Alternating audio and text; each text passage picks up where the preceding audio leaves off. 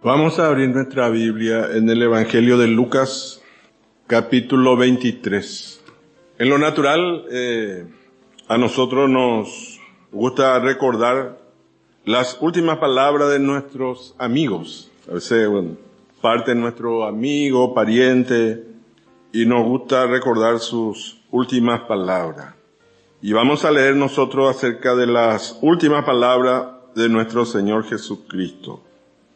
Lucas capítulo 23, desde el verso 27 al 31 vamos a leer primeramente. Aquí encontramos una palabra de compasión de Jesús. Desde el verso 27 dice, y le seguía gran multitud del pueblo y de mujeres que lloraban y hacían lamentación por él. Pero Jesús, vuelto hacia ellas, les dijo, hijas de Jerusalén, no lloréis por mí, sino llorad por vosotras mismas y por vuestros hijos. Porque he aquí vendrán días en que dirán, bienaventuradas las estériles, y los vientres que no concibieron, y los pechos que no criaron. Entonces comenzarán a decir a los montes, caed sobre nosotros, y a los collados, cubridnos. Porque si en el árbol verde hacen estas cosas, en el seco, ¿qué no se hará? Señor, bendiga su santa palabra. Aquí vemos la actitud no egoísta de Jesús. Jesús aquí dejando su propio dolor y agonía para estar con su Padre.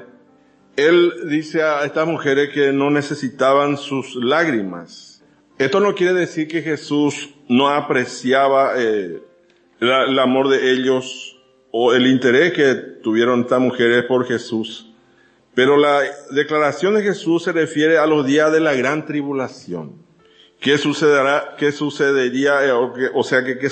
en el futuro? Aquellas estériles, dice, serán llamadas bendecidas porque no presenciarán la muerte de sus hijos. Y el verso 30 dice, entonces comenzarán a decir a los montes, caed sobre nosotros, y a los collados, cubridnos. Como dije, hablando del tiempo de la tribulación que va a venir, dice Jesús, en el futuro. Y el verso 31 dice, porque si en el árbol verde hacen estas cosas, en el seco, ¿qué no se hará?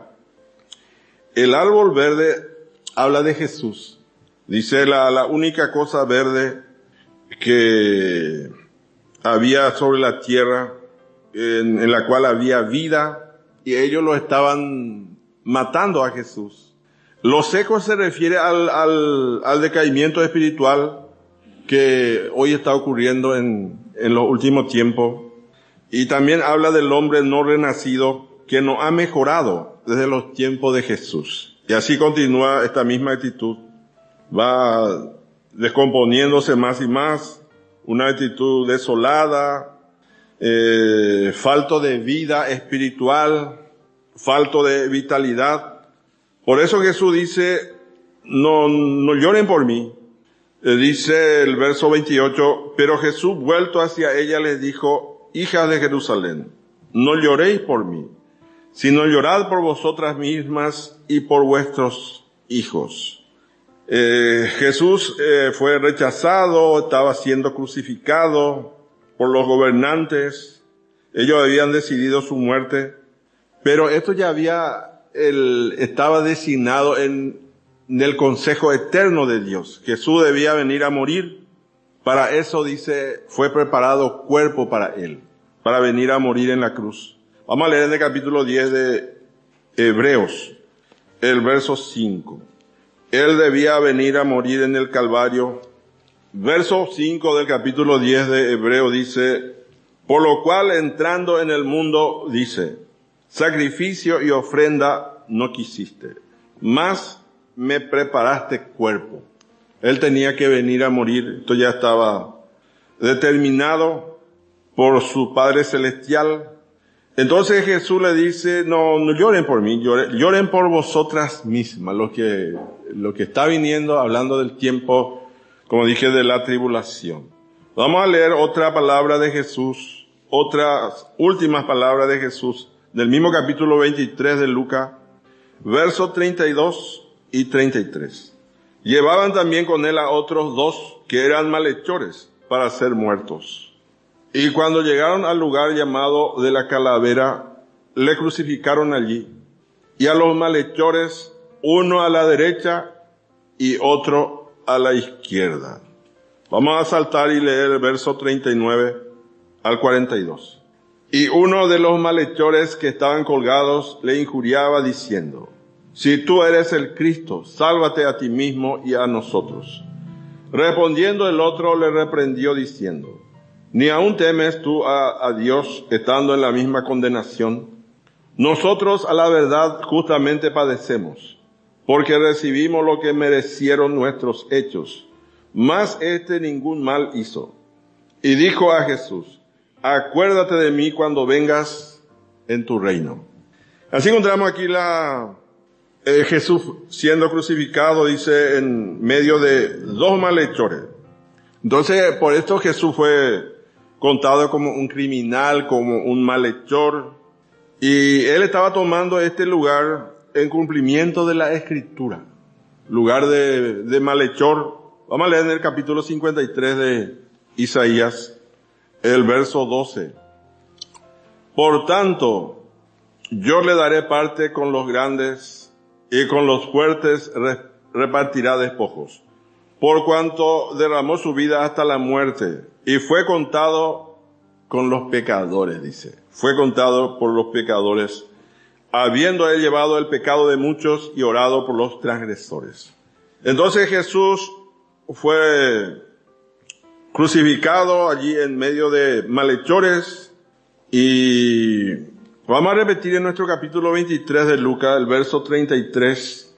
Dice: cuando llegaron al lugar llamado de la Calavera, el lugar de la Calavera.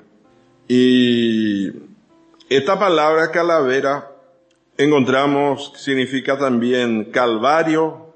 Viene de una palabra que significa el cabello de la cabeza, y también significa trompeta. Y el cabello habla aquí de debilidad, y la trompeta habla de poder. Y o sea que, hablando aquí de Jesús como la simiente de la mujer, él asume toda fragilidad, limitaciones, debilidad de la humanidad, y ante la última forma de debilidad, que es la muerte. Y sabemos que que Jesús murió en debilidad, como dice Pablo, y resucitó en poder a través de la resurrección, para aplastar la cabeza de la serpiente. Entonces aquí dice: en lugar de la calavera. Ahí fue llevado Jesús. También Gólgota también significa. Y allí estaban, dice, estos dos malhechores. Y uno de los malhechores, dice, le injuriaba. Esto solamente Lucas habla de esto. Los otros evangelios no habla, que como Marco y Mateo tampoco. O sea que Marco y Mateo no habla que un ladrón se arrepintió. O sea que los tres habla que le injuriaron. Mateo, Marco y Lucas habla que le injuriaron, pero no hablan de que uno se arrepintió, uno de los malhechores que estaba al lado de Jesús. Y el evangelio de Lucas es el evangelio que presenta la ofrenda de paz. Entonces, por eso aquí Jesús muestra en su muerte que Él ha venido a traer paz entre Dios y los hombres. Aquí este hombre estaba ya, podemos decir, en su lecho de muerte, un hombre incrédulo, un hombre indeseable, pero él reconoce la justicia de Dios. Dice al otro malhechor, le dice: nosotros a la verdad justamente padecemos lo que merecemos nuestros hechos. Esto entonces él reconoce la justicia de Dios, y dice de Jesús: este ningún mal hizo, este hombre, hablando de Jesús. Entonces este hombre no tenía ningún mérito, pero Jesús le perdonó por gracia. Y le dice: acuérdate de mí cuando, o sea que este pecador le dice a Jesús: acuérdate de mí cuando venga en tu reino. Él no merecía ningún perdón, pero esta es la palabra de fe cuando este hombre dice, acuérdate de mí cuando venga en tu reino. Entonces Jesús le dice, de cierto te digo que hoy estará conmigo en el paraíso. Entonces vemos aquí la actitud, las últimas palabras de Jesús. Estas dos personas representan a toda la humanidad. Un grupo que es salvo, otro grupo que es condenado, un grupo que cree en Jesús y otro grupo que rechaza a Jesús. Entonces, lo que nosotros declaramos abre o cierra para nosotros el cielo. Entonces, este hombre, por su fe, por haber declarado esta palabra, vamos a repetir, acuérdate de mí, el verso 42, acuérdate de mí cuando vengas en tu reino. Esta palabra le abrió el cielo. Así como dice en Proverbio, en el poder de la lengua, dice, está la muerte y la vida.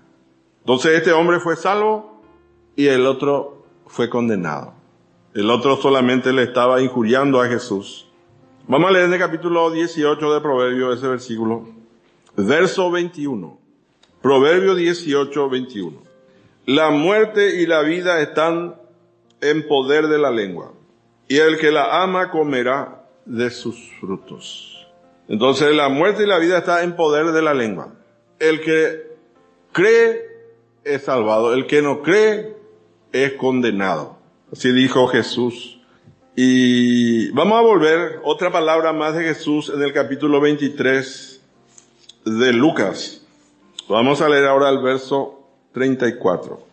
Una palabra de perdón.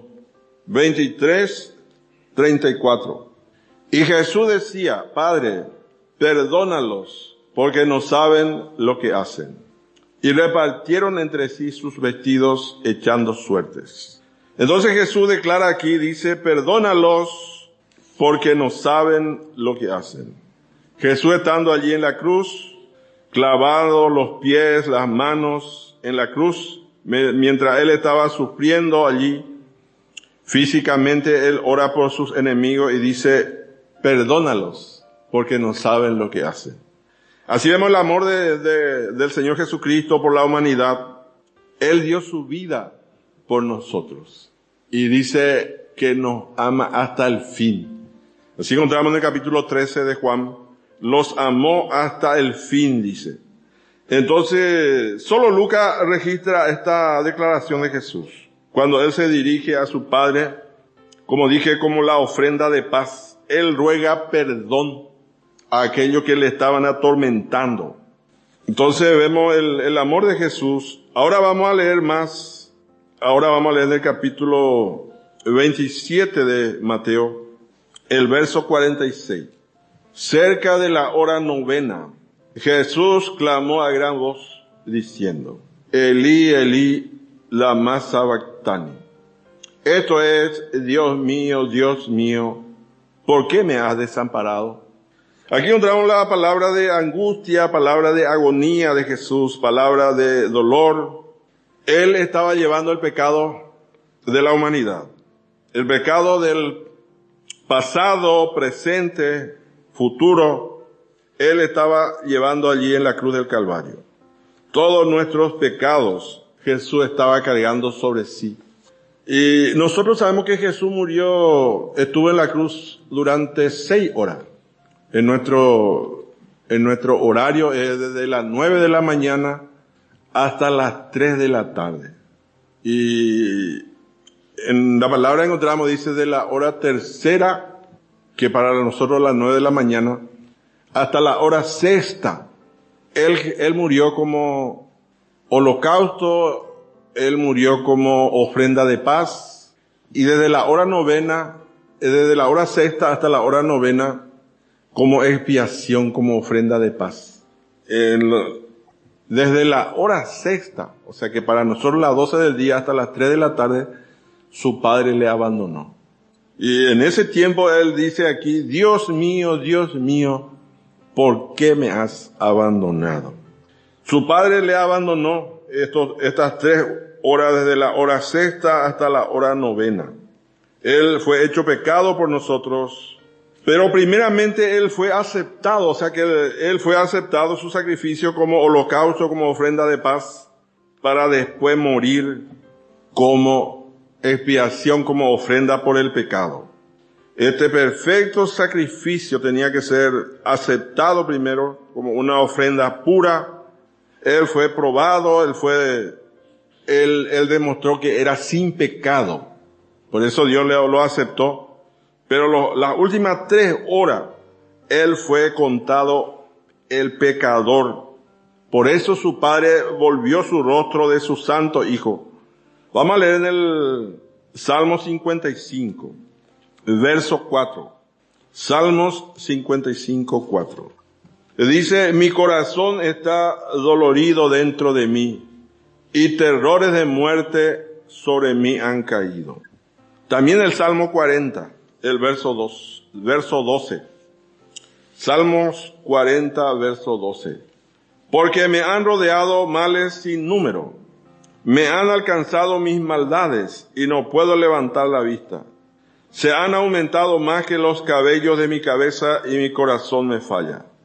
Esto está hablando entonces de cuando Él fue hecho pecado por la humanidad. Su Padre no le quiso mirar. Su Padre lo abandonó durante 3 horas. Porque nuestros pecados fueron puestos sobre Él. Él fue hecho pecado por nosotros. Allí Él llevó nuestros pecados. En esas 3 horas, desde la hora sexta hasta la hora novena. Y por eso Jesús se dirige a su Padre, Dios mío, Dios mío. No le dice Padre. Se dirige como un pecador, porque Él estaba llevando nuestros pecados. Vamos a leer ahora otra declaración de Jesús en el capítulo 19 de Juan. Juan capítulo 19. Una declaración amorosa de Jesús, versos 26 y 27. Juan 19, versos 26 y 27. Cuando vio Jesús a su madre y al discípulo a quien Él amaba, que estaba presente, dijo a su madre, mujer, he ahí tu hijo. Después dijo al discípulo, he ahí tu madre. Y desde aquella hora el discípulo la recibió en su casa. Hasta ahí nomás.